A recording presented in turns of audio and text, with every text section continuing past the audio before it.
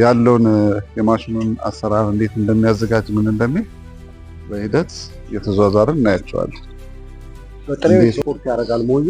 እንደገና ደግሞ በሮስት ቢሆነ በአብዛኛው የሚታወቀው በሮስት ነው።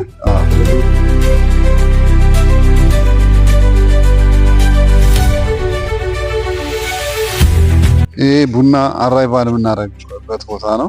ኢንቴክ ፓርቱ ነው።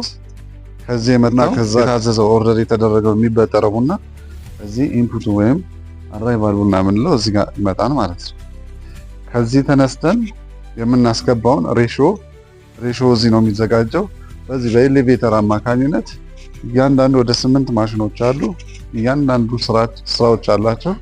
ከመጀመሪያው እስከ መጨረሻው እናያቸዋለን። የበለጠ እዛ ጋር ክሊር እንዲሆንላችሁ ውስጥ ኤምቪዲ ውስጥ ገብተን ብሎክ ዲያግራም አለ። በሱ ካየን በኋላ እላይ ደግሞ እያንዳንዱ ምን እንደሚሰራ እናየዋለን። ይህ የምታዩት እያንዳንዱ እላይ ያለውን ኮንትሮል የምናደርግበት ማሽን ነው፣ ቦርዱ ማለት ነው። ከዚህ ነው እያንዳንዱ ነገር የምናያዘው።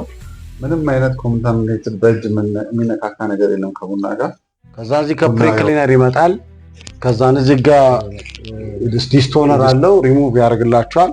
እዚህ ጋር ደግሞ ግራቪቲ አለ። እዚህ ጋር ደንስ ሴፓሬተር አለ።